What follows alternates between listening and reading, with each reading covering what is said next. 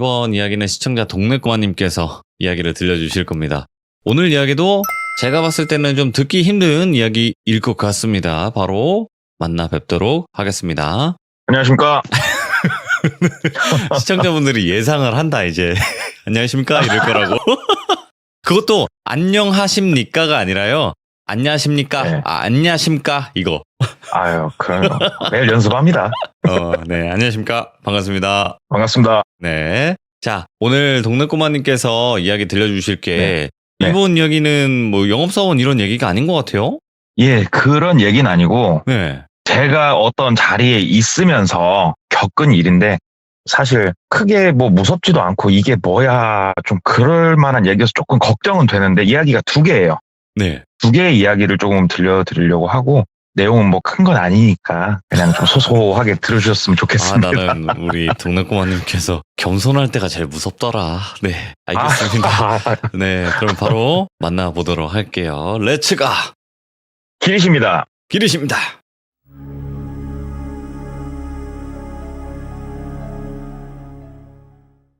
제가 이 이야기를 들은 게 작년 아마 초쯤으로 제가 기억을 해요. 왜 그러냐면은 제 대학교 동기들이 이제 제각각 뿌려지잖아요. 각자 사회에 나가고 타 지역도 가고. 그런데 걔 중에 그렇게 친하진 않았어요. 20살 때 이제 대학교 신입생일 때 저희가 한 학년이 50명 정도 되는 그런 학과인데 거기서 그래도 처음에는 좀 친하게 지내다가 이제 뭐 군대 가는 시기도 제각각이고 이러다 보니까 이제 거기서 좀 멀어졌다가 한 번씩 졸업을 하고 나서 이렇게 애들을 끌어모으는 친구 있잖아요. 나서방이라고. 그런 친구들을 통해서 몇 번 이제 만나가지고 다시 인사하고 연락처 교환하고 했던 그런 친구예요. 근데 평상시에 이 친구하고 뭐 딱히 서로 막 연락하고 안부를 묻고 그랬던 건 아닌데 이 친구가 하루는 저한테 전화가 오더라고요. 그래가지고 어쩐 일이냐 그랬더니 너 혹시 차 파냐? 그래서 나 신차 팔고 있다 그랬더니 왜 얘기를 안 했냐? 그래서 뭐하러 막 나 영업한다고 얘기하고 다니냐? 너처럼 다 필요하면 알아서 연락하게 돼 있어 이렇게 얘기를 했죠. 그랬더니 다름이 아니고 차를 이번에 둘째도 태어나고 해서 차를 좀 바꿔야겠는데 큰 차로 니네 회사에 있는 그 사이즈보다 좀 더 큰 게 필요해서 다른 회사 차가 필요한데 혹시 아는 딜러 있냐? 그래서 다 안다고 어떤 차 사고 싶냐? 그랬더니 뭘 사고 싶다고 해서 내가 딜러를 소개시켜 줄게 해서 소개를 시켜줬어요. 제 아는 동생을.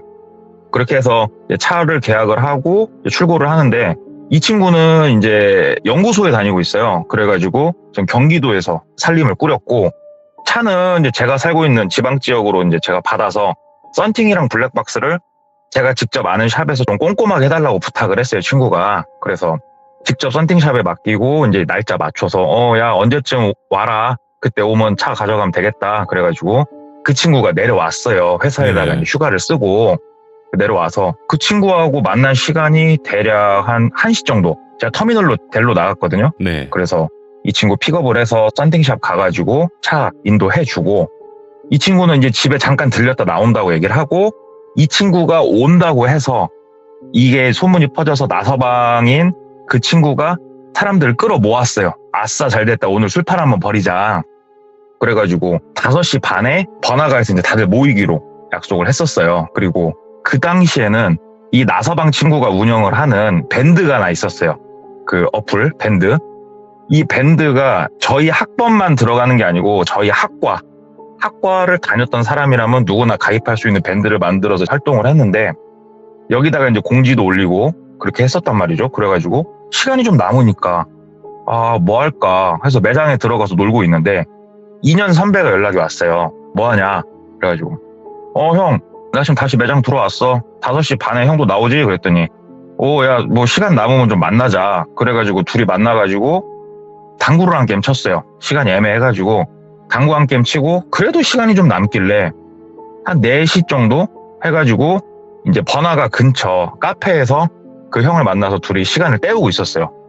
때우고 이렇게 있는데 어떤 처음 보는 저보다는 좀 어려 보이는 처음 보는 남자 하나가 저희 쪽으로 이렇게 오더라고요. 예. 그래가지고 인사를 하더라고요. 선배님 안녕하세요 하고 인사하더라고요. 그래서 저도 처음 보고 이 형도 처음 보는데 누군가 했어요. 그래가지고 저 누구세요? 그랬더니 저 3년 후배 누구입니다. 이렇게 얘기를 하는 거예요. 이 형이 저랑 이 형이랑 둘이 카페에 있다고, 동네 꼬마랑 나랑 카페에서 기다리는 중 올 사람들은 먼저 일로 오시오, 커피 사주겠소, 이걸 올렸었는데 그걸 보고 왔다는 거예요. 그래가지고 뭐 제가 후배들을 다 알 수도 없는 노릇이고, 그래가지고 일단 잘 오셨다고 앉아라 해갖고 앉히고 이 형이 이제 커피 한 잔 사주고 얘기를 나누는데, 딱 자리에 앉으면서 주머니에 있는 것들을 테이블 위에 올려놓더라고요.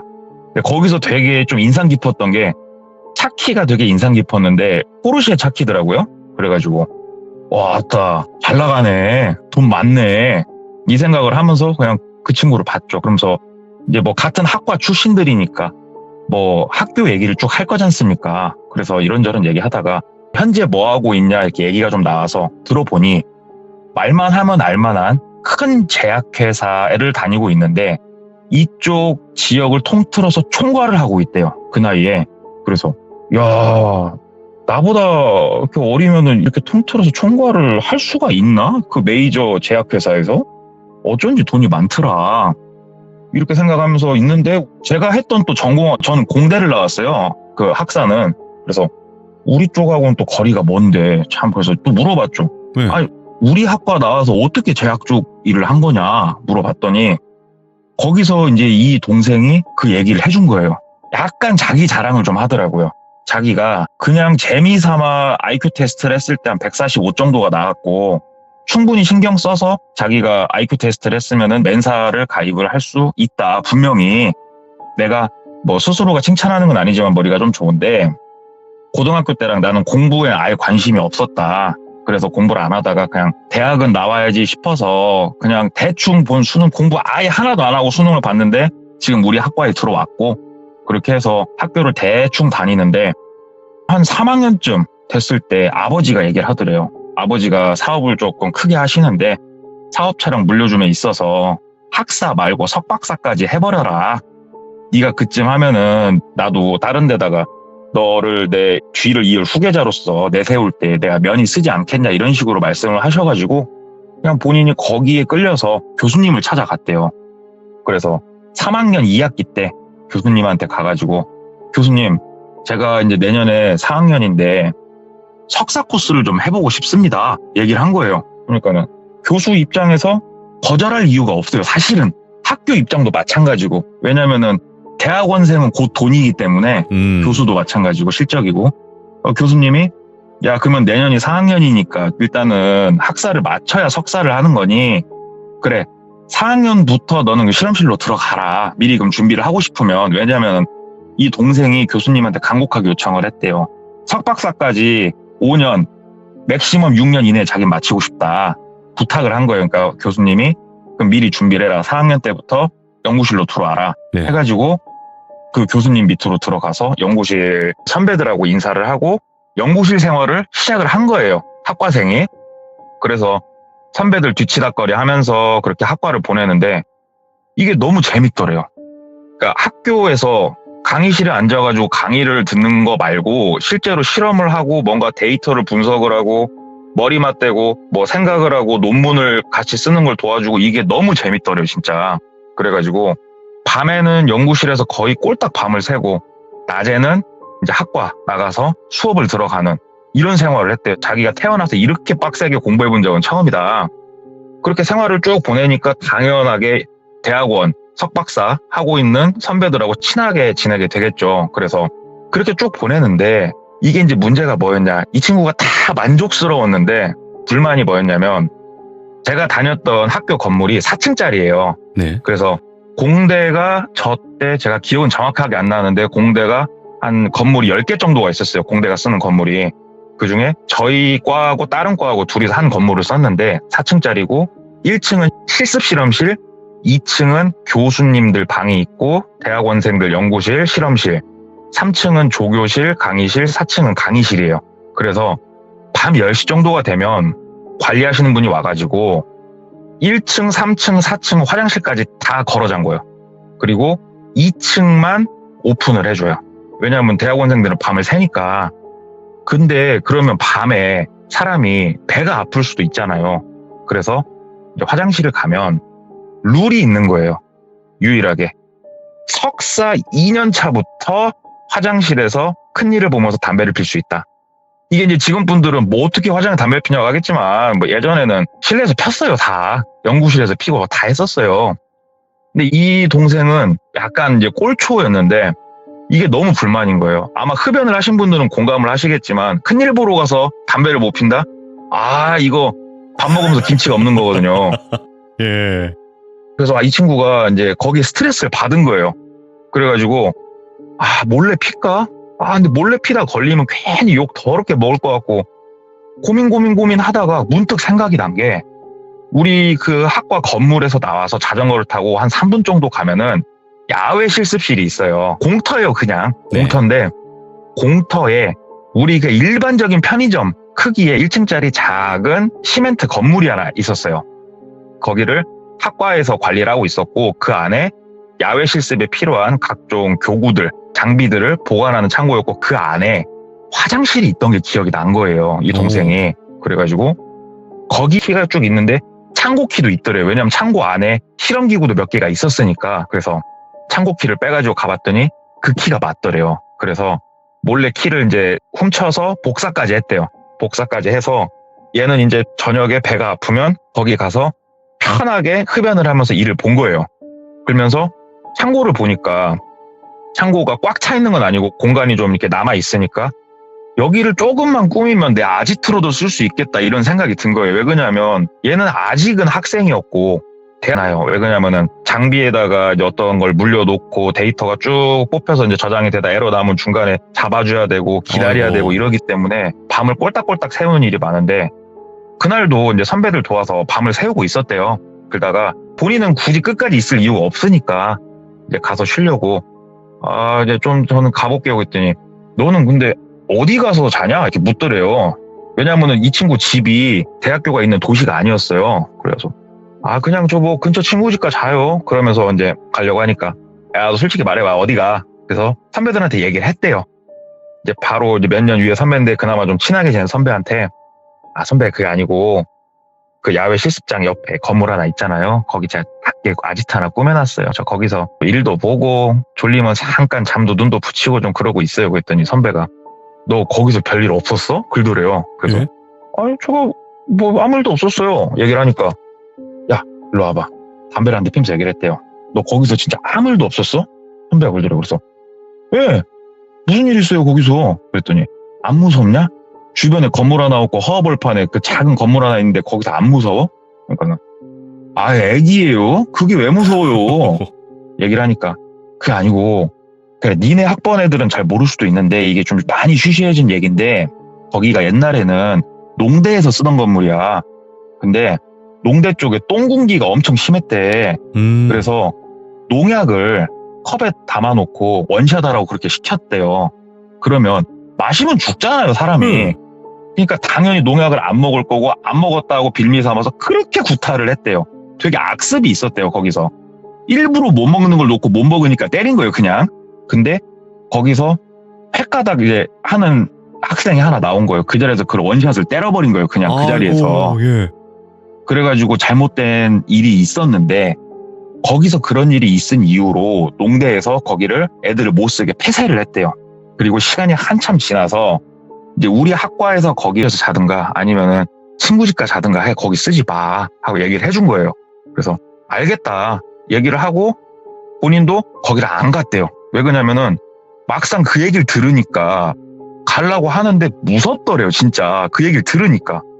그래서 이제 거기를 안 가고 쭉 이제 대학원 선배들 뒷바라지 하는 생활을 쭉 해서 4학년 2학기 이제 후반으로 넘어가는 시간까지 갔는데 일이 터진 거예요. 왜 그러냐면 얘는 아직은 학생이고 부족한 점이 어찌됐건 있잖아요. 본인 머리가 아무리 좋다고 해도.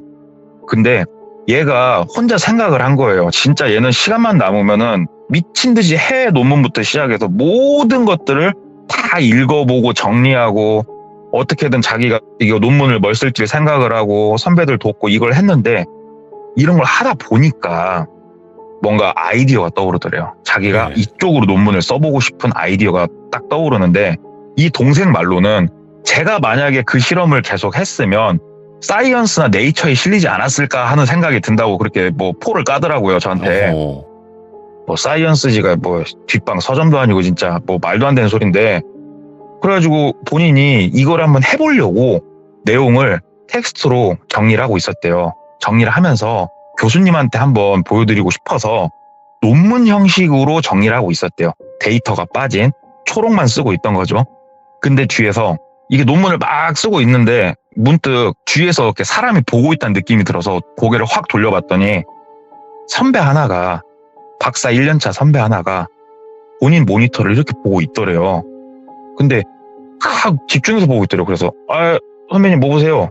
얘기하니까 야, 너 지금 뭐 하냐? 그러더래요, 그 선배가.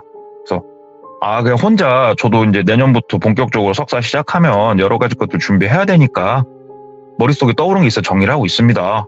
그랬더니 야, 지금 네가 쓰고 있는 거는 판타지 소설이냐 코미디 소설이냐 이렇게 얘기를 하더래요. 그래서 무슨 말씀이시냐고 그랬더니 야, 네 머리로 생각했을 때 이게 가능할 거라고 생각하냐? 공부 좀 해. 머리가 멍청하면 안 돼. 너 야, 지워. 장난하는 것도 아니고 대학원이 장난 같냐? 하면서 이제 막 뭐라고 하시더래요, 본인한테. 억울하더래요. 아니, 나는 아직 정식 대학원생도 아니고 그냥 학과생으로서 내가 느꼈던 것들을 어찌됐건 이런 식으로 정리해보면서 교수님한테 피드백 한번 받아보고 싶어서 그래도 정리를 하고 있던 건데 저런 식으로 얘기를 할 이유가 있나 싶더래요. 근데 이때 시간이 이제 저녁 한 11시 정도였는데 기분이 너무 나빠서 이제 나가서 담배를 한 대 피려고 하는데 사람이 아무리 기분이 나빠도 배는 아프더래요. 짜증나니까 그냥 여기 2층 화장실에서 펴버려야겠다 하는데 여기서 담배까지 피다가 만약에 저 양반한테 걸리면은 진짜 개쌍욕을 먹을 것 같고 기분이 너무 더럽고 해가지고 그냥 거기 가서 일 보고 그냥 거기서 맥주 한 잔 먹을까 어쩔까 생각을 했대요. 그래서 귀신이 어딨어, 솔직히 귀신이 어딨어 싶어가지고 자전거 타고 앞에 편의점 가가지고 맥주랑 소주랑 과자랑 사가지고 이제 거기로 간 거예요. 그 건물로 들어가가지고 이제 화장실에서 일 보고 그 맥주랑 이제 소맥 말아갖고 먹으면서 혼자서 이제 분을 삭힌 거죠. 씩씩거리면서. 참 그지 같은 놈이. 아니, 머리가 멍청한 거는 본인이 멍청하면서 누구 보고 멍청하다고 그래? 하면서 이제 혼자 막 씩씩거리면서 그걸 먹고 있는데 거기가 이제 구조가, 불빛 구조가 어떠냐면은 본인이 자리를 꾸며놓은 곳은 입구를 기준으로 중간 정도고 그 불이 켜지는 곳은 제일 뒤쪽이래요. 문을 여는데 문이 안 열리더래요. 바깥에서 걸어 잠근 것처럼. 그래가지고 문을 뚫겼대요. 저기요, 안에 사람 있습니다. 사람 있어요. 왜냐면 경비 아저씨인가 그 생각도 들었대요. 사람 있습니다. 사람 있어요. 하고 문을 이제 주먹으로 철무니까 쿵쿵쿵쿵 두들기는데 아무런 인기척이 없다가 달리는 소리가 나면서 발소리가 멀어지더래요. 그래가지고 이게 뭐야. 진짜 그지 같네 진짜. 일부러 선배가 나 연맥이는 건가 막 이런 생각이 들었대요. 그래가지고 핸드폰으로 친구들한테 전화해가지고 문 좀 열어달라 하려고 전화를 했는데 그때 시간이 이미 새벽 한 2시 정도였대요. A라는 친구한테 전화해봤는데 안 받고 B라는 친구도 안 받고 C도 안 받고. 그래서 생각했대요. 아침에 동트면 다들 일어나겠지. 그럼 열어달라고 해야겠다. 학교에다 전화를 하든가. 몰라. 잠이나 자자 하고 그냥 들어 누웠대요. 술 먹고. 들어 누워가지고 자고 아침에 애들 전화 안 받으면은 학교에다 전화해가지고 열어달라고 하자. 지금 여기 있으면 욕먹을 것 같으니까 자자 하고 그냥 쿨쿨 자는데 우리가 밧줄 같은 걸, 영화 같은 거 보면 팽팽하게 힘을 줘서 쫙 잡아당기면 이렇게 툭툭툭툭 하는 소리 나는 거 있잖아요, 줄. 그 소리가 귓가에 맴돌더래요, 자는데. 그래가지고 이게 무슨 소리지? 하고 잠결에 눈을 떴대요. 안에 불은 켜져 있었고. 그랬더니 그 이제 창고 옆쪽에 창문을 막 뒷걸음질 쳐가지고 나가려고 문을 다시 발로 막 차는데 철문이라 열리진 않고, 근데 옆에 창문이 있는데 거기를 방범창식으로 바퀴를 막아놨대요. 그래서 너무 무섭더래요. 지금 저 흔들리는 저게 막 내려와서 걸어올 것 같더래요, 본인한테. 그래서 주변을 둘러봤더니 우리가 오한마라고 그러죠. 저희가 이제 공대다 보니까 오한마를 들고 창문하고 방범창을 때려 부셔버린 거예요. 때려 부시고 나와가지고 자전거를 타고 미친 듯이 본인 그 이제 공대 건물로 간 거예요. 막 가가지고 연구실로 올라갔대요. 거기에 선배 이 시간이면 한두 명은 있을 거니까.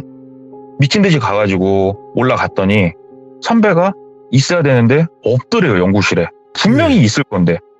아니, 이상하다. 아, 무서워 죽겠네. 근데 여기서 뭔가 이상한 걸 본 거예요. 본인 자리가 어지럽혀져 있는 거예요. 뭐야, 내 자리가 왜 이렇게 어지럽혀져 있어?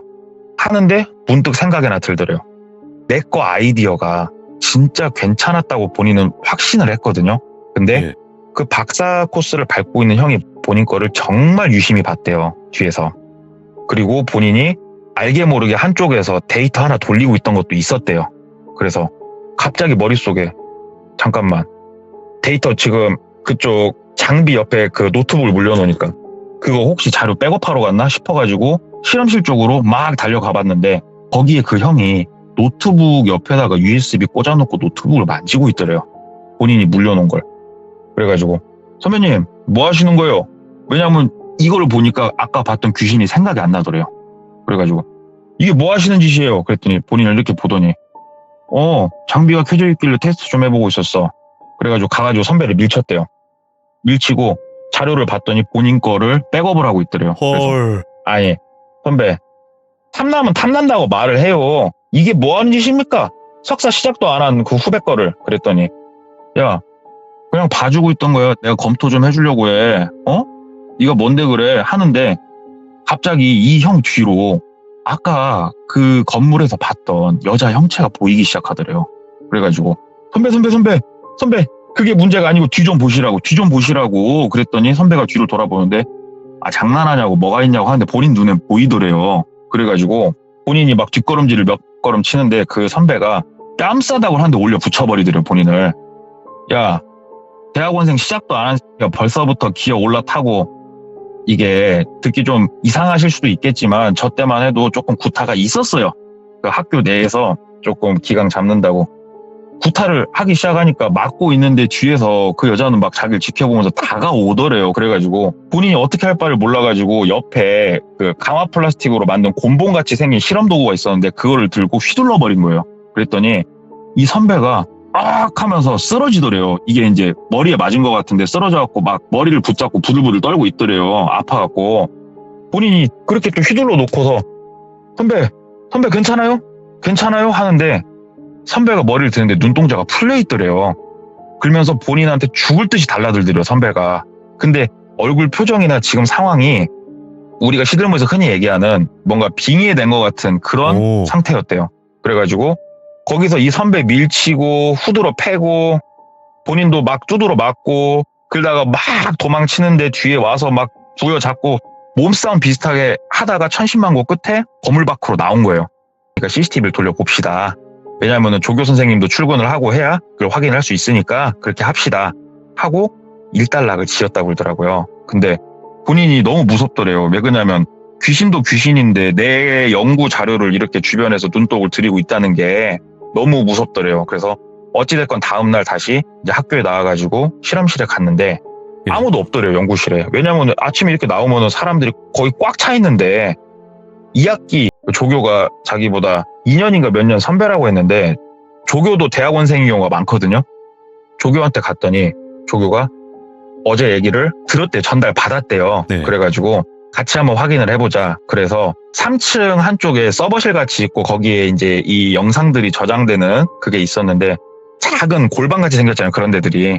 그래서 거기 키 열고 조교 선생님하고 둘이 들어가서 내용을 확인을 쪽 제약 쪽을 우연히 들어오게 됐는데 여기랑 적성도 맞고 좋아서 여기서 이렇게 내가 성공을 했다. 이 얘기를 해주더라고요, 동생이. 그래서 내가 나온 과인데 네. 내가 졸업을 하고, 그러니까 졸업까지는 아니고 저도 이 일들을 그렇게 크게 제가 다닐 때랑 차이는 안 나는데 저는 군대 갔다 와서 대학교 3학년 2학기 때부터 전 취업을 나갔었어요. 네. 학과 관련된 업체로. 그래서 학교 일을 잘 몰랐는데 이런 일이 있었구나. 대학원 그때 다니던 형들이면은 내가 아는 사람들인데 내가 모르는 뒷얘기가 대학원 안에서 이렇게 있었구나 싶은데 그 2살 많은 형이 저한테 얘기하더라고요. 야, 그 같이 나오기로 한 본인보다 1년 선배 누가 지금 본인 좀 술 먹어야 되니까 픽업 오라고 하니까 같이 갔다 오자고 해서 일단은 그 동생은 놔두고 그 형하고 이제 픽업하러 갔어요. 네. 그렇게 해서 이 동생이 대학교에서 겪었던 이야기가 하나가 있고 그 다음에 두 번째 얘기는 그 우리 대학교에 예. 한 학생이 어느 날 갑자기 대학원 연구실에 인사를 왔대요. 교수님하고. 네. 아직 학과생인데 석사를 해보고 싶다고 교수님한테 얘기를 해가지고 인사를 왔답니다. 그래서 이 아이를 이제 앉혀놓고 뭐 크게 가르칠 건 없었고 잡다한 심부름 시키면서 가르치는데 애가 상태가 좀 안 좋았대요. 혼자 앉아서 중얼거리기도 하고 뭐 시키면 먼 산 쳐다보고 있기도 하고 저녁에 갑자기 사라졌다가 갑자기 나타났다가 이상한 행동을 하는 놈이 하나가 있었답니다. 네. 근데 이놈의 자식이 어느 날부턴가는 앉아가지고 미친 듯이 논문을 보더래요. 또라이같이 논문을 보더래요, 진짜. 머리는 좋은가 영문 논문도 보고. 근데 공학에 관련된 것만 보는 건 아니었대요, 얘가. 뒤에서 보면. 한 번씩 보면은 이제 뭐 그 생물 쪽, 그쪽, 그러니까 의대생들이 볼 법한 논문을 보고 있는 경우도 있었고, 어쩔 때는 법에 관련된 걸 보는 경우도 있었고, 참 희한한 놈이 하나가 있었대요. 근데 이놈의 자식이 어느 날부턴가 이상한 짓을 하기 시작을 하더래요. 귀신이 보인다고 자꾸 어문 소리를 하기 시작을 했었고, 그래서 얘기를 해보니까 실습동 야외 실습장 옆에 거기서 귀신이 나온다고 자꾸 얘가 얘기를 하더랍니다. 예. 근데 거기는 학생들이 저녁에 가서 술도 한 잔씩 먹는 그런 공간이었어요. 조교수님한테 얘기하면 키를 주는. 근데 거기서 귀신이 나온다고 하니 조금 신뢰는 안 갔답니다. 그래도 어찌됐건 잡심부름을 시킬 수 있으니까 가만히 지켜봤답니다. 이 아이를. 지켜보는데 하루는 이 아이가 갑자기 나타나가지고 연구실에서 멀쩡하게 연구하고 있는 박사 1년차 선배를 패기 시작하더랍니다. 미친 듯이. 막 패가지고 그 선배는 어떻게든 밀치고 도망갔답니다. 집으로. 집으로 도망갔고, 그리고 당연히 신고를 했겠죠. 당연히 신고를 했는데 그 CCTV 영상이나 이런 거를 봤더니 이 아이가 이상한 춤을 췄다가 와가지고 이상한 행동을 하면서 연구실까지 와가지고 갑자기 본인을 때린 게 다 녹화가 돼 있더래요. 그래서 일단은 학교 측에서 학칙으로 퇴학을 시킨 거죠. 이런 경우는 퇴학을 당연히 시켰고, 근데 이 아이가 정신이 온전치가 못하다는 여러 자료가 나온 거예요. 그전부터 처방을 받았던 것도 있고 본인이 뭘 했던 것도 있고, 그래서 이게 실형까지 이어지진 않았대요. 이 아이가 실형까지 이어지진 않았고, 그래서 이 아이가 대학원에서 나가고 이 아이가 쓰던 컴퓨터를 또 정리를 해야 될 거 아니에요. 그래서 컴퓨터 정리를 하는데 너무 깨끗하더래요. 컴퓨터가 마치 포맷을 한 것처럼 너무 깨끗하더래요. 그래서 공대의 장점이 뭡니까? 공대 전체를 통틀으면은 못할 게 없어요. 뭐 뻥전보템 회복탄도 만들 수 있어요, 진짜. 그래가지고 컴퓨터 본체를 들고 공대 전체 동아리가 있었는데 그 동아리를 통해서 데이터를, 삭제한 데이터를 복원할 수 있는 그 학생을 찾아내기 시작한 거예요. 대학원생 중에. 당연히 얼마 안 가서 바로 나오더래요. 그래서 얘기를 해주는데 데이터 삭제가 우리가 지우면은 진짜 지워지는 게 아니고 컴퓨터한테 알려주는 거래요. 그 공간이 비어있다고 가짜로 알려주는 거 그 위에다 덮어 쓰는 방식이래요, 이게. 그래서 복원을 할 수가 있답니다. 그래서 이 아이가 저장해놨던 것들, 이런 것들을 복원을 시켰대요. 너무 궁금해서. 그랬더니 여러 가지 자료들이 거기서 나오더래요. 본인이 메모해놓은 것들도 나오고. 근데 소름이 돋는 게 사람을 어떻게 하면 괴롭힐 수 있을까?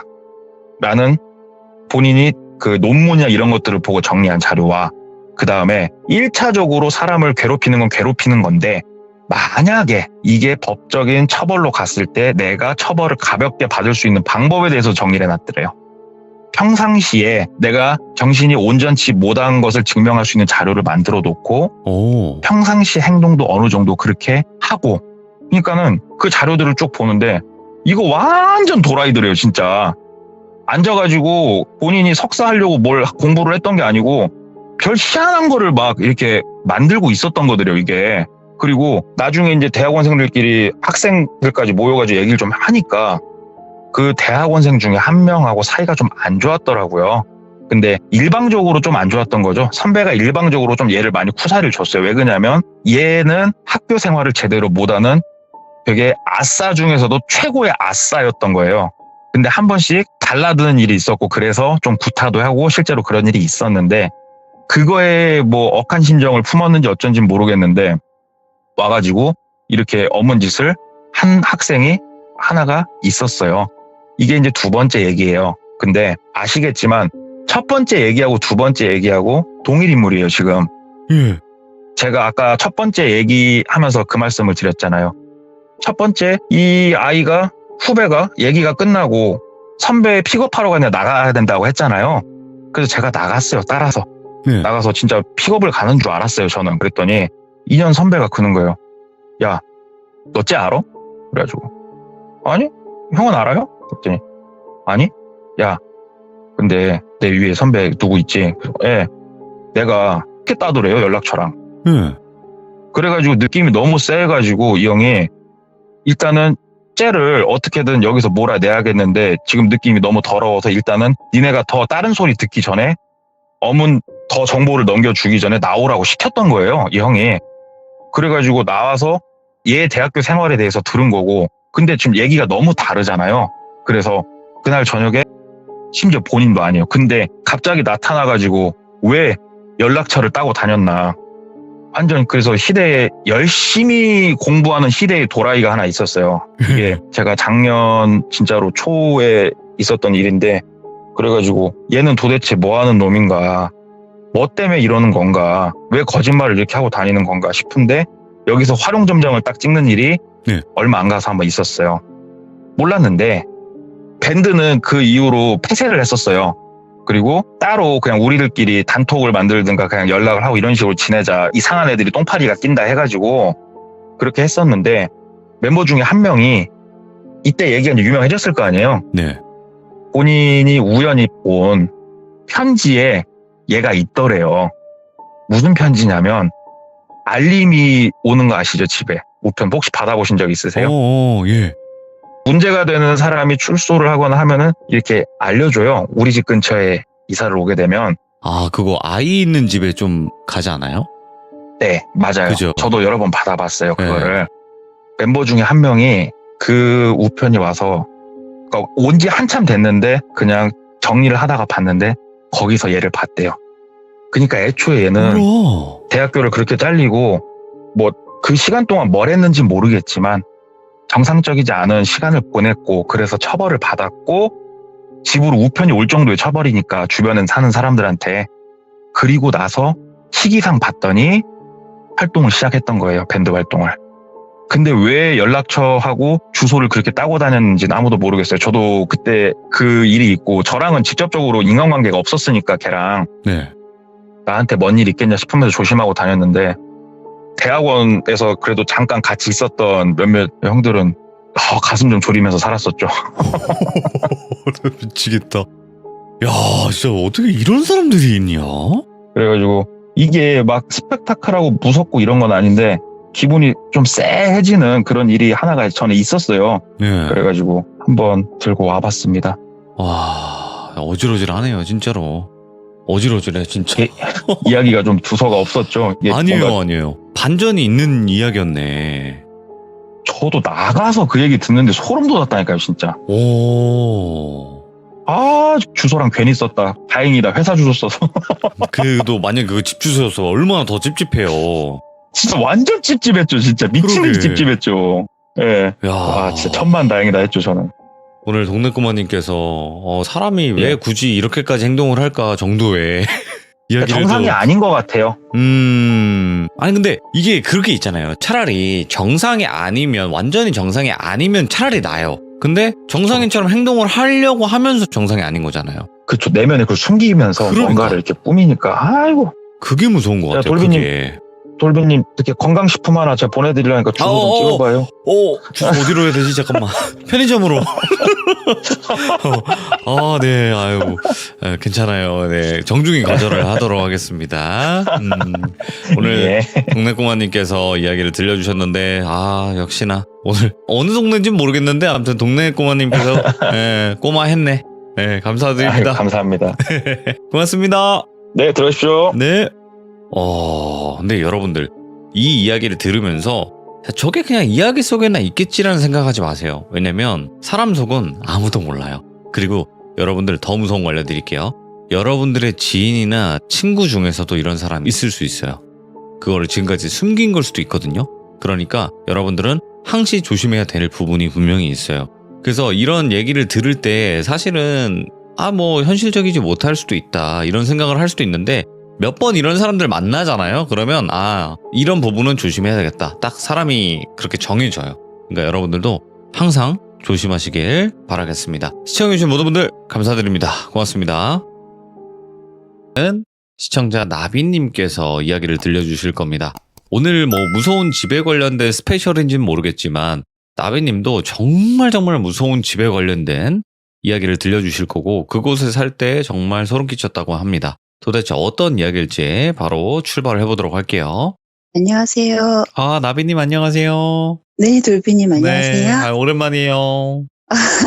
예. 잘 지내셨죠? 네네, 잘 네. 지냈어요. 자, 오늘 나비님께서 저한테도 말씀은 네. 해주셨지만 정말 소름 끼치는 집이 있었다. 살면서. 네. 네, 그 집에 네. 관련된 이야기다. 라고 말씀해 주셨는데 맞죠? 네, 맞아요. 네. 일단은 저에게도 평면도를 그려주셨고 이게 3가지를 보내주셨는데 여기에 또 중요한 포인트들이 있다. 이렇게 또 말씀해 네. 주셨고. 예. 네, 알겠습니다. 그럼 도대체 나비님이 어떤 네. 집에서 사셨는지 들어보도록 하겠습니다. 렛츠 고! 들으십니다. 렛츠 기릿!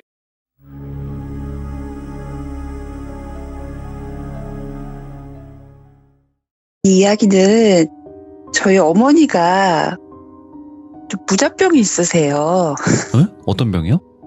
일종의 부자병이라 그래서 왜 금따까리에 안 걸치면은 뭐 쇠도 고르고 명품 신발 안 신으면 뭐 발 뒤꿈치 물집 잡히고 그런 이상한 병이 있는데요. 예. 근데 저희가 원래 살던 곳이 서울의 한남동이었어요. 근데 갑자기 엄마가 이 부자병이 도져가지고 강남으로 이사를 가야겠대요. 거기서 거기 좋은 데인데 다. 근데 강남으로 이사를 가야겠다고 혼자 막 집을 보러 다니시는 거예요. 그런데 저희는 아파트에 산 적이 없기 때문에 단독주택을 이렇게 알아보는데 엄마는 이제 압구정동을 막 눈독을 들이시는데 거기는 아파트도 좀 그렇고 예. 그래서 단독주택이 많은 동으로 선택을 해서 집을 정했어요. 예. 근데 이 집을 잠깐 설명을 하자면요. 이 집은 건축가가 자기가 살려고 자기 가족과 같이 살기 위해서 직접 설계를 해서 직접 시공도 하고 뭐 그랬던 집이에요. 근데 이 집이 그 동네에 초입에 있는 첫 번째 집이에요. 네.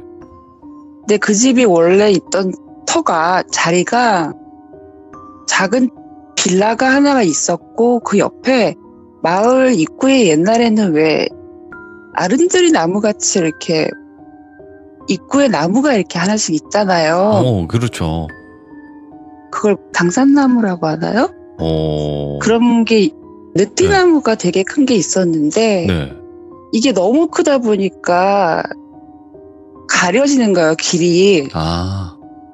그리고 반대편에 대로가 뚫려 끼도에 있는 학교였다고 하더라고요. 거기를 수능 시험을 보고 오는 길에 교통사고 나서 차가 완파가 됐어요. 어이구, 예.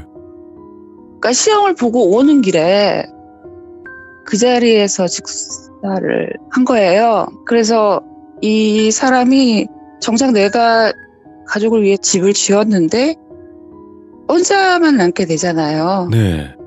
그래서 그분도 나중에 그 집에서 극단적인 선택을 해버렸어요. 근데 집이 비어있는데 그 형제 중에 아무도 그 집을 소유권 이전을 안 받으려고 막 서로 미루고 뭐 그런 상태였어요. 근데 저희 어머니가 그 집을 구입하실 때 그 주변의 시세보다 뭐 싸다 뭐 그러면 이해를 하겠는데 네. 싼 것도 아니었어요. 주변 시세하고 비슷했어요. 근데 집이 다만 비어 있어서 어머니가 그 집에 이사를 하게 된 거예요. 그런 내용은 전혀 몰랐었고 그냥 건축가가 근사하게 지어서 집이 자체가 완전 저택이에요. 저는 이제 그때 대학생이었거든요. 그래서 학교를 갔다가 오면은 주소를 줄 테니까 네가 이사한 집으로 찾아와라. 그래서 학교 끝나고 그 집에 이렇게 찾아갔는데 크기가 장난이 아닌 거예요. 지금 이거 측면도만 봐도 엄청 큰 집이네요. 네, 측면으로 보면은 1층 전체가 차고예요. 그러니까. 그 동네는 큰 단독주택이 많아서 차들이 2대, 3대씩 있어요. 저희도 엄마 차가 있고 아빠 차가 있고 그러니까 그 1층 전체에 차고 안에 작업실도 마련할 수 있고 그리고 창문도 자동으로 이렇게 열리고 리모컨으로 그 당시에 그래서 이제 대문을 열고 계단을 따라서 쭉 올라가서 마당이 앞에 보이고 옆으로 꺾이면 이제 집에 현관이 나오는데 근데 들어가기가 싫은 거예요.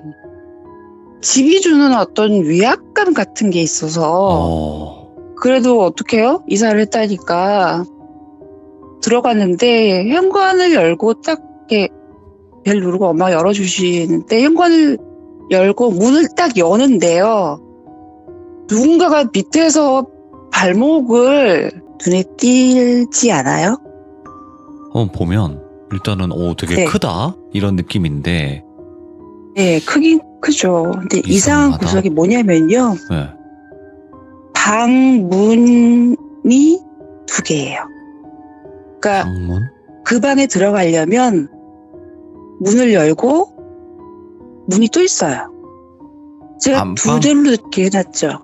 안방 얘기하시는 건가?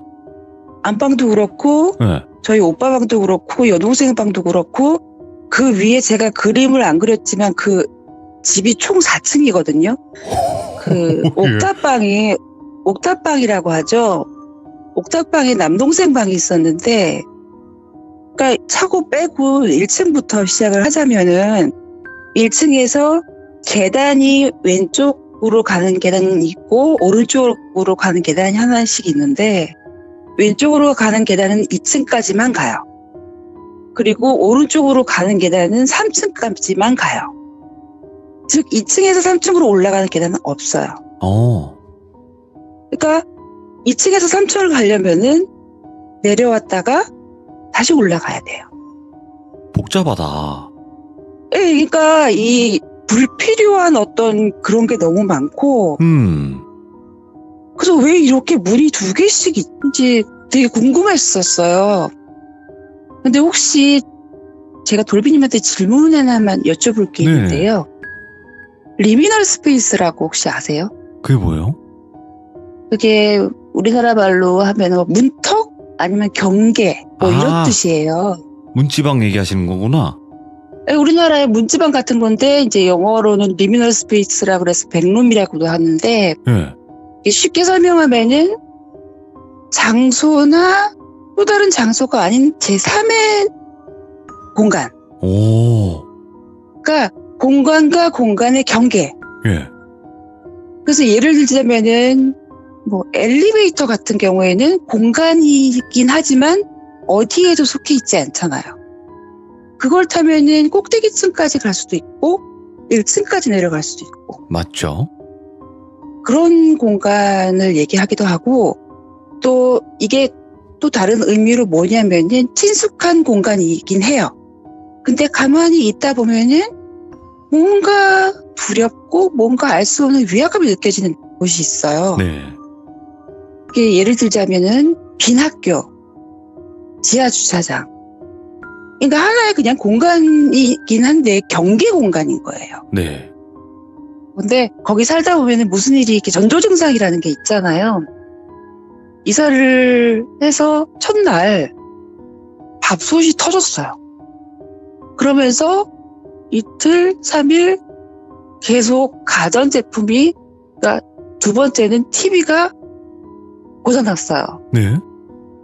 그리고 3번째 날은 전자레인지가 고장나요. 계속? 예, 그러니까 가전제품이 계속 고장나고 그러니까 엄마는 신났죠. 새로 사니까. 근데 좀 이상하잖아요. 그래서 어머 이거 왜 이러지? 막 이러면서 졸지에 살림 새로 장만하게 됐네. 엄마는 신났고. 근데 이 집에서 이제 드디어 사람들이 홀리기 시작해요. 처음에는 소리가 들리기 시작하는데요. 네. 그 집에 계단이 많잖아요. 그러게요.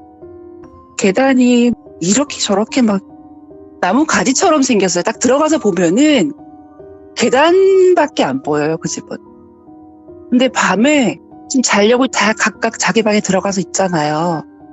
그러면은 뚝, 뚝, 또르르르, 뚝, 뚝, 또르르르 한 소리가 들려요. 그래서 문을 딱 열고 나가서 보면은 저희 오빠랑 내 동생 방이랑 제 방이랑 나란히 있거든요. 동시에 문을 연 거예요. 다 들었다는 거잖아요, 그 소리를. 이게 무슨 소리야? 뭐가 계단으로 구르는 것 같은 소리인 거예요. 오. 그래서 다시 그냥 몰라 자자 그러고 문 닫고 조금 있다가 뚝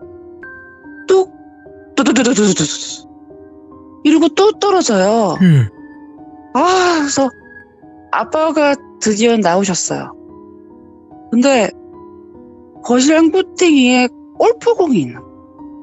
골프공이 이렇게 굴러서, 근데 그 골프공이 무겁잖아요. 네. 무거우니까 그 계단이 나무인데 쿵 하고 떨어지는 거예요. 네.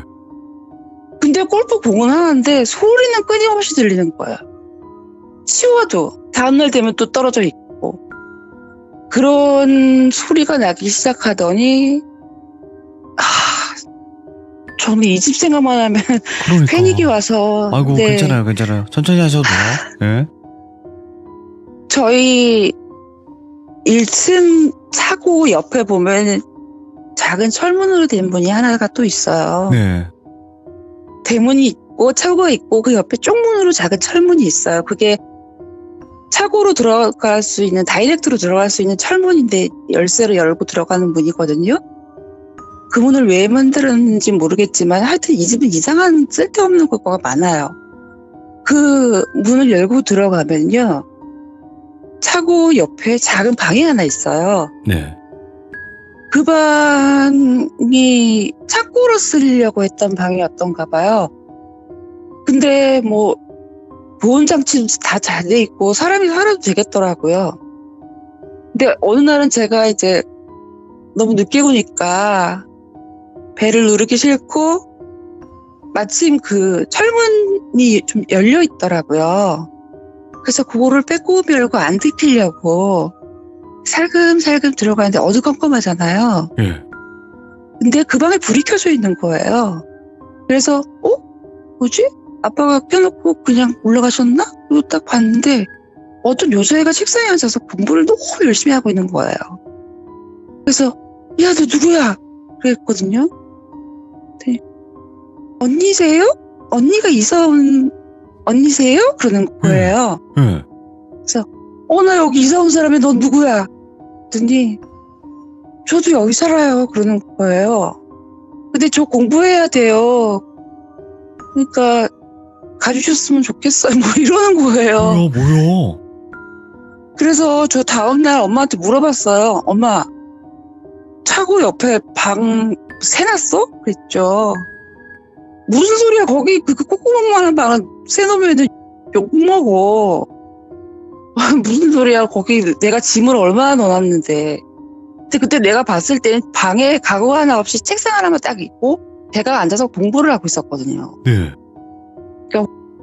홀리기 시작하는 거예요. 드디어. 예. 근데 걔가 이제 나중에는 제 방에도 오는데 제 방이 2층이 제 방이 제일 커요. 제 방이 제일 큰데 큰 이유가 있어요. 왜냐면은 안쪽에 희한하게 바텐더처럼 아일랜드 바가 있고 싱크대가 있고 조리대가 있고 막 이래요, 방에. 예. 화장실도 다 있네, 그거는- 방마다. 그러니까 방마다 다 있어요. 근데 공동으로 쓰는 화장실은 없어요. 이유는 모르지만. 예. 그래서 제가 거기다가 이제 냉장고까지 갖다 놓고 밖에 안 나가도 되게끔 네. 1층까지 내려가서 물 먹고 다시 올라오기가 너무 귀찮으니까. 그래서 이제 그렇게 꾸며놓고 있었단 말이에요. 근데 제가 차양막 같은 걸 설치를 해놨었어요. 평소에 이렇게 좀 닫아놓고 싱크대 같은 거 보기 안 좋으니까. 근데 자다가 문득 깰 때가 있잖아요. 근데 깨서 딱 봤는데 컴컴한 데서 누가 이렇게 서 있어요. 아일랜드장 뒤에. 누구지? 그래서 이제 제 동생 이름이 돌비라고 한다면 또 돌비야? 돌비 왜 잠도 안 자고 거기 서 있어? 그랬더니 언니 저 돌비 아니에요. 그래요. 너는 왜 왔어? 그랬어요. 너는 또 왜 왔니? 내 방에. 그랬더니 언니 나 이거 문제 모르겠어서 정말 못 풀겠어서 왔어요. 그러는 거예요. 미치겠는 거 자다가 깨가지고 수학 문제를 물어보는데요. 그래서 내가 이거는 이렇게 풀고 이거는 이렇게 풀고 그러다가 깨보니까 아침에 아일랜드 거기에 엎어져 자고 있더라고요. 아, 예. 알려주셨구나, 또. 예, 물어보니까 근데 컴컴한데 뭐가 보이지도 않는데 그 당시에는 그게 보였어요. 희한하게. 그리고 저희 아빠가 이렇게 문을 열었으면 불을 끄고 문을 닫는 거에 거의 광적으로 집착하시는 분이에요. 네. 근데 제가 뒷손이 없다고 하잖아요. 문을 열어놓으면 불도 안 끄고 문도 열어놓고 이러고 나오는 때가 먼저 집에서 많았단 말이에요. 그래서 따라다니면서 잔소리를 하셨어요. 근데 분명히 열어본 적도 없는 문인데 문이랑 문은 다 열려있고 불이랑 불은 다 켜져 있고 그래서 아빠가 거의 돌아가시기 직전인 거예요. 그래서 하루는 막 형제들 다 세워놓고 야구방망이 들고서는 누구냐고 막 가정을 잡는 거예요. 그러니까는 뭐 이판사판이다. 아빠도 예민해져 있고 나도 예민해져 있고 근데 그 연가를 봤다고 제가 얘기를 부모님한테는 할 수가 없고 저희 할머니가 절대 결혼하기 전까지는 아무한테도 얘기하지 말라 그러니까 저는 속으로만 앓고 있는 거죠. 걔가 네. 그랬다. 혹은 뭔가가 그랬다. 그래서 그냥 손바닥을 계속 맞기만 하고 그랬는데 큰 사단이 하나 나요. 엄마가 부엌에서 저녁 식사 준비를 하고 있었는데 저는 이제 식탁에 앉아갖고 대각선 방향으로 싱크대가 보이잖아요. 엄마가 뭐 찌개거리 뭐 국자로 맛도 보고 하고 있는데 나는 이제 그 식탁에 앉아가지고 무슨 나무를 다듬고 있었어요. 네. 그래서 이제 엄마 하면서 무슨 말 하려고 엄마 그러는데 그 싱크대 상부장 문이 살짝 열려요. 그래서 저거 뭐지? 말을 하다 말고 그렇게 빤히 쳐다봤어요. 근데 엄마는 등 돌리고 있으니까 내가 그러고 있는 걸 모르죠. 네. 근데 조금씩 더 열려요. 예. 근데 거기서 뭐가 나오냐면요. 하얀 머리카락이 쓱 하고 밑으로 이렇게 쭉 늘어지면서 나오는 거예요. 근데 그게 싹 옆으로 도는데 얼굴이 까매요. 머리는 하얀데. 네. 예. 머리는 하얗고 얼굴은 까맣고 눈알은 하얗고 저만 딱 찍혀 있고 근데 손이 쓱 하고 빠져나와요. 손가락이 엄청나게 긴 손이 엄마한테 점점 다가가는 거예요. 엄마는 이제 음식 만든다고 정신이 없으니까. 그래서 내가 엄마 피해 그랬는데 엄마가 뭐라노 그러는 거예요. 엄마가 경상도 분이시거든요. 엄마 거기서 나와 그랬거든요. 근데 그 손이 엄마 머리채를 딱 잡으려고 하는 순간 제가 안 되겠다. 엄마 말로 안 되겠다. 그래서 제가 엄마를 확 끌어당겼어요. 진짜 손살같이 어디서 그런 순발력이 있는지 확 끌어당겼는데 그 순간 상부장이 앞으로 와장창 이 문이 열리면서 상부장이 앞으로 확 떨어지면서 거기에 있던 모든 유리 그릇이 우와. 사방팔방으로 다 튀었어요. 그러니까 이 상부장에 맞아서 머리를 다치기도 하겠지만은 이 유리 파편들이 밑으로 튀었다가 그 주방 바닥이 타일이었어요. 네. 탕 튀고 벽에 가서 팍 꽂히고 탕 튀고 천장 가서 팍 꽂히고 막 이러는 거예요. 그래가지고 저는 엄마를 이렇게 감싸지고 엄마 보지 마, 엄마 보면 안 돼, 막 그랬거든요. 진짜 큰일 그래서 날 저는 뻔했다. 예, 저 죽을 뻔했어요. 아니면 정말 크게 다칠 뻔했죠. 근데 그게 다 빠져나와서 엄마가 안 다쳤다는 걸 확인하더니 갑자기 저 소리 좀 질러도 돼요. 예? 이러는 거예요. 그러니까 창문이 쫙 깨져요. 그러니까 엄마는 이게 무슨 일이냐고. 창문도 왜 깨지냐고. 미쳤네 이거. 그러니까 그 소리는 되게만 들리는 거예요. 그러니까 저는 귀를 막고 엄마를 부둥켜 안고 엄마 눈을 가리고 저는 한 손으로 제 귀를 막고 그러더니 이제 분내 안 풀려서 계속 소리 지르다가 유리창까지 깨먹고 사라졌어요. 예. 저희 엄마가 나 이런 일이 있었다. 나 진짜 이 집에서 못 살겠다. 이러는데 저희 아빠가 되게 기가 세요. 네. 저희 아빠가 사주팔자가 보면은 사람 피를 봐야지 잘 되는 사람이래요. 사람의 피를 봐야 된다고요? 의사? 예, 오. 사람 목숨줄을 잡고 있고 피를 봐야지 되는 사람이라고 했는데 저희 아빠가 외과 의사거든요. 근데 아빠는 그 집에서 불편한 건 단지 그 똑똑똑 또르르르 소리 네. 문 열려 있는 거 그거 말고는 불편한 게 하나 없었거든요. 그러니까 하나도 불편한 게 없으니까 엄마 말을 완전히 무시했죠. 네. 근데 이제 아빠가 드디어 뭔가를 봤어요. 제가 대학생이니까 얼마나 술 마시고 노는 걸 좋아해요. 그래서 막 밤새 부어라 마셔라 막 이러면서 막 술이 이렇게 막 취해가지고 이제 다들 집에 가자는데 너무 어두워서 집을 못 찾겠어. 밝으면 집에 갈 거야. 뭐 이랬나 봐요. 그래서 친구들끼리 막 부어라 마셔라 밤새고 술이 이렇게 취해가지고 아침에 비틀비틀 집에 왔는데 집 문 앞에 딱 섰는데 문이 덜컹하고 열리는 거예요. 근데 아빠가 출근하려고 딱 나오시는 거예요. 예.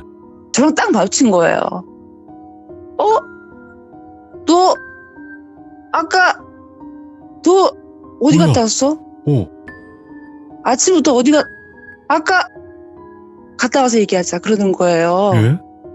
그러니까 아빠는 아침에 출근하려면 아침에 이제 아침 식사를 꼭 엄마는 챙겨주시려고 하지만 아빠는 안 먹고 있는데 이제 저희들은 밥을 먹고 있는 걸 보고 나오셨단 말이에요.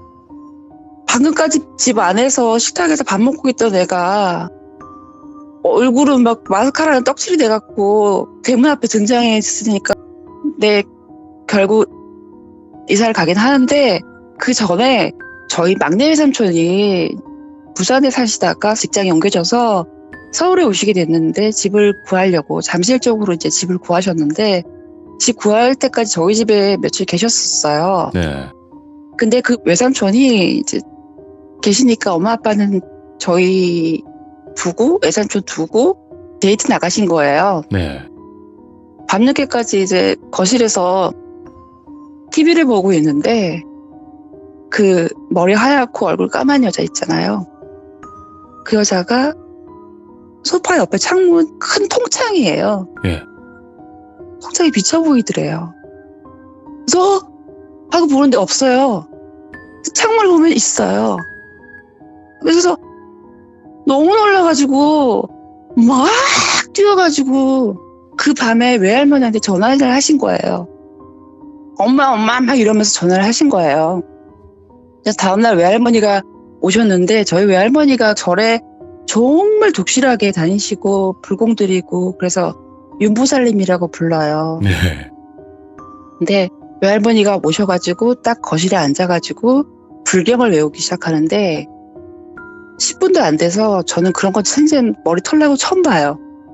외할머니가 머리 옛날 분처럼 머리 뒤를 쪼글지고 머리를 길게 기르셔서 쪼글지고 계신 분인데 잔머리가 다 서요. 그래서 할머니가 벌떡 일어나셨더니 안방과 계단 사이에 복도 있죠. 예. 그쪽으로 막 가요. 그러더니 그 복도에 엄마가 액자를 걸어 놓으셨는데 저거 다 치우라 그래요. 네. 그래서 치웠어요. 그랬더니 할머니가 벽지를 빡빡 뜯기 시작하는 거예요. 박박 뜯으시는데 거기에 부적이 엉기고 서글기고 막 같이 막 뜯어지는 거예요. 이게 얼마나 많이 붙여놨는지 온벽에. 그래서 그 벽지를 다 뜯어 보니까 문이 하나가 있어요. 예? 그러니까 내가 그 집에 살면서 이 집에 뭔가 다른 공간이 제가 아까 리미널 스페이스라고 얘기했잖아요. 어떤 제3의 공간이 있었던 거예요. 비밀의 문이네. 예, 그 집의 비밀이 그 계단 아래에 있었던 거예요. 예.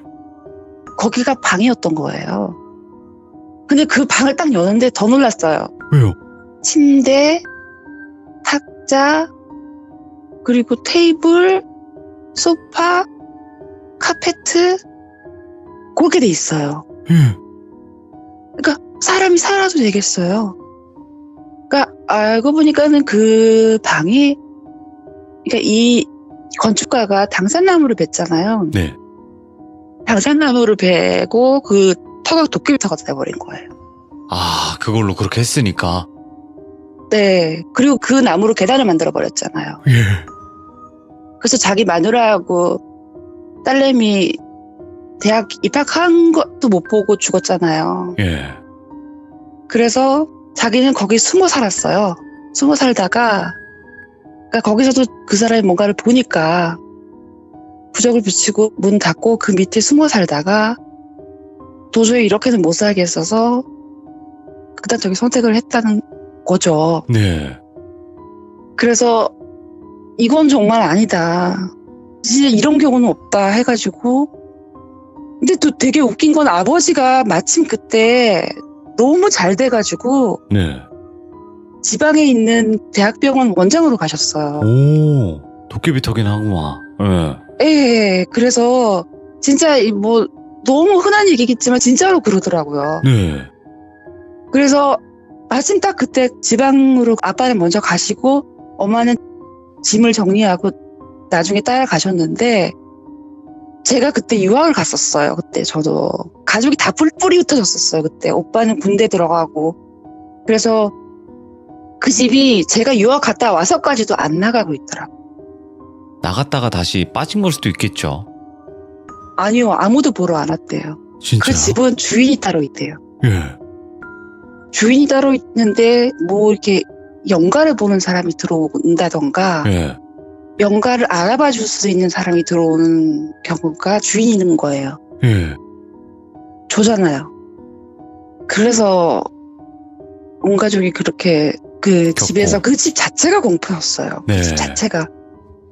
그 문과 문 사이에 틈이 있는 것도 넘어오지 못하게 하려고. 이게 우리 옛날 선조들이 보면은 문지방 닫지 마라 하잖아요. 네. 네.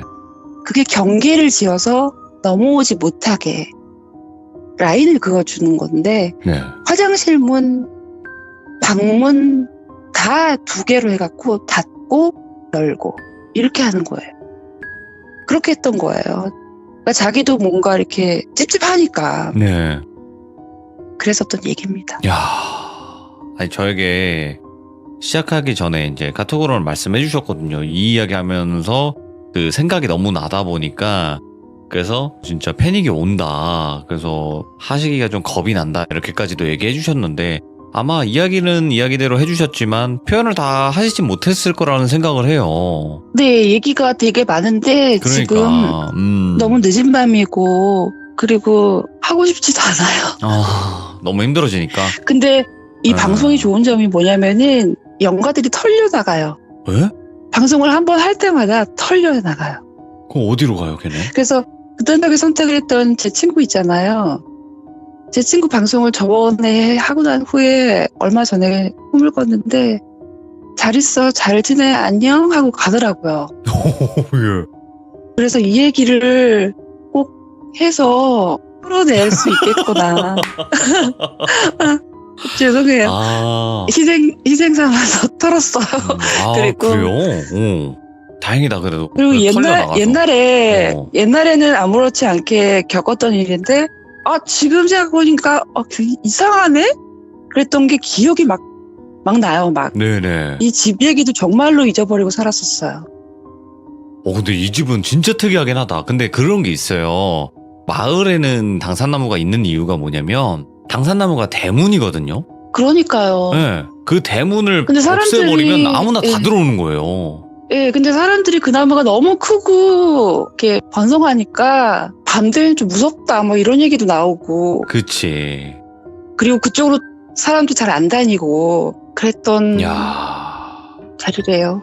그리고 그, 근데 그 자리에 공간. 떡하니 집이, 어, 네, 공간이 공간들이, 무섭다. 오. 와, 그 집은 공간 자체가 무서운 집이었고, 네. 그 영가는 그 공간을 지배하는 영가였어요. 그 머리 허연 애 걔가? 네, 머리가 아. 어디까지 내려오냐면은 발끝까지 내려와요. 와, 길었구나, 많이. 네, 되게 질질 끌고 다녔어요. 자, 오늘 나비님께서 어떻게 네. 보면 누군가에게는 정말 꿈의 집일 수도 있지만 그 집에 살 때가 정말 무서웠다 라고 할 수 있는 그런 집이기도 네. 하네요. 맞아요. 저 네. 그런 집은 진짜 세상에 처음 봐요. 저희 집 할 때도 어. 너무 미안해가지고. 그래도 나비님께서 그 집에 살던 때에 소름 끼치는 이야기를 이렇게 또 차분하게 전달을 잘 해주셔서 저희가 너무나 상상하면서 잘 들었던 것 같습니다. 감사합니다. 고맙습니다. 네, 좋은 밤 되세요. 감사합니다. 네. 자, 일단은 나비님께서 오늘 해주신 이야기가 영화 기생충도 생각이 나면서 그리고 그 집의 의문의 공간을 그렇게 또 발견을 하게 되신 거잖아요. 그리고 그 다음에는 결코 살 수 없었던 그런 집이 되기도 했고요. 당산나무는 그 마을이라는 곳에는 항상 입구, 뭔가 대문 이런 느낌으로 좀 많이 알려지기도 하는데 그 대문을 없앴으니까 그런 화를 입었었던 걸까? 그 집이? 이런 생각도 드네요. 시청해주신 모든 분들 감사드립니다. 고맙습니다.